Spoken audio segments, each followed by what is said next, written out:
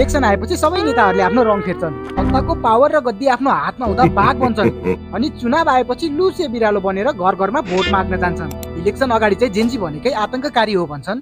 Gen Z भनेको आतंककारी हो ल। एटिट्युडको साथमा म समर्पण गर्दिन भन्छन्। अनि अहिले इलेक्सन आउन थालेपछि त्यही आतंककारी जेन्जीहरूलाई बालबालिका भाइ बहिनी भन्दै भ्रममा नपरौ भदौ 23 गतेको दिन मैले गोली चलाउनको लागि आदेश दिएको होइन भन्दै पोस्ट गरेका छन्। अरे इलेक्सन आउन थालेपछि माफी माग्न पनि सुरु भयो।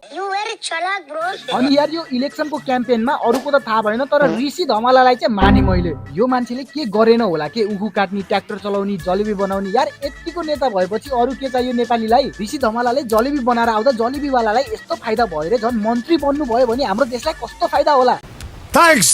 अनि यार सबै मन्त्री बनिरहेछन् यो पनि मन्त्री बन्छ भनेपछि यसलाई पनि मन्त्री बनाइदिए हुन्थ्यो। यसले त झन् सबैलाई करोडपति बनाएर फ्लाइङ कार ल्याउँछु भन्थ्यो। अनि यार गगन थापाले त झन् यस्तो अफर दिइराखेछ मलाई प्रधानमन्त्री बनाइदिनुस् म कस्तो निर्णय गरिदिन्छु भने 60 वर्ष नागेको सबै मानिसलाई घरमा बसी बसी महिनाको 30,000 रुपियाँ सबैलाई